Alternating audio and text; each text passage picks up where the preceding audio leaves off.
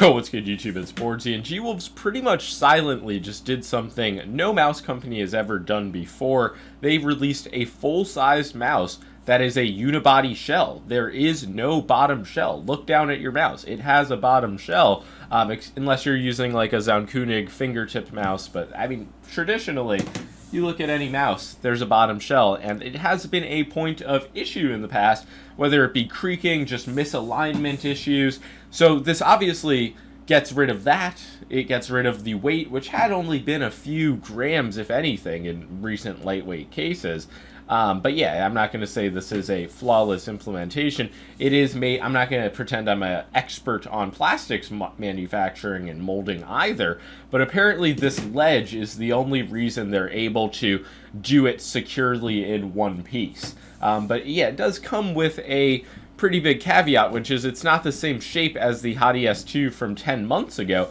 They actually just cut off the piece in the back. They didn't keep the same shape and then add a ledge. They got so carried away with pulling off the ledge, they forgot about the shape. So this doesn't feel anywhere near as good like in the back of my hand. The previous shape, it's still smaller than the HTS Ultra, but at least I could kind of work with it. Like, you can see how much smaller it is than the HTS Ultra. It just does not work for my hand, and it's only a 3 or 4 gram difference without the bottom shell.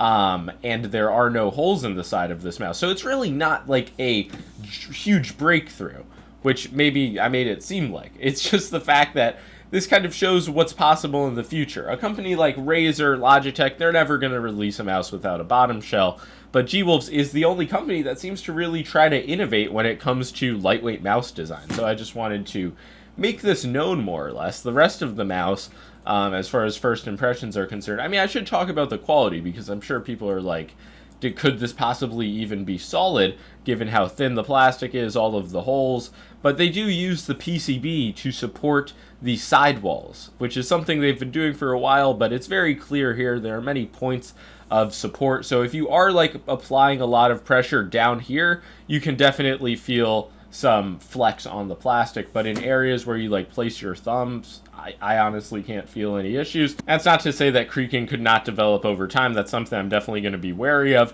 And some people might question the stability of this, but honestly, warped bottom shells are the causes of a lot of stability issues to begin with. So using this with the new SkyPad dots on the SkyPad 5.0, I haven't had any issues as far as stability is concerned, but yeah, you do get obviously less surface area for skate choice on something like this. But yeah, despite the fact that from the side this looks bizarre and possibly wobbly, it's honestly the opposite experience in use. But it definitely doesn't feel perfect. There are other aspects of this mouse, just like the side buttons. It just feels like a lot of pre-travel, kind of like a scratchy feeling, definitely presses into the shell. So definitely not like good feeling side vents. And just in general, this mouse as an offering compared to the previous HTS2 version, it is, in my opinion, a worse shape. And yeah, if you have smaller hands, it could be a different story, but reducing the length on an already very short, like smaller version of the HTS shape, it just doesn't work for me. So yeah, I'm not saying this is the best small mouse ever made, or even compared to Gwolves' lineup to throw your money at it.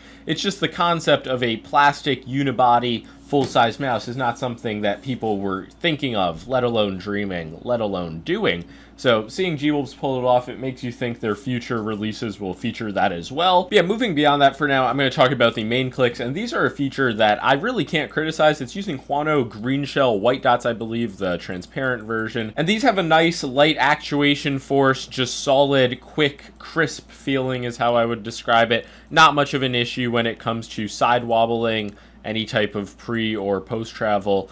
You can see there's just not a lot of room for them to travel after the click. My HTS Ultra, after a bit of use, it definitely did start to develop some side wobble and even just shell creaking.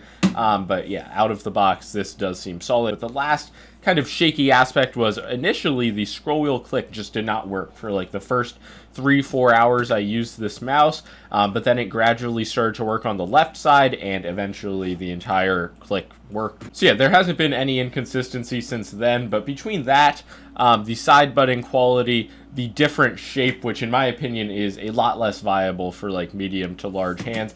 And I know some people ask, like, will the ledge impact your aim? And I guess like if you keep your wrist on the pad and you have like a very low mouse grip. You could like feel it hitting your wrist, which would feel awkward, but it has not been an issue for me when claw gripping the mouse, and obviously fingertip, your hand's just going to be nowhere near that area.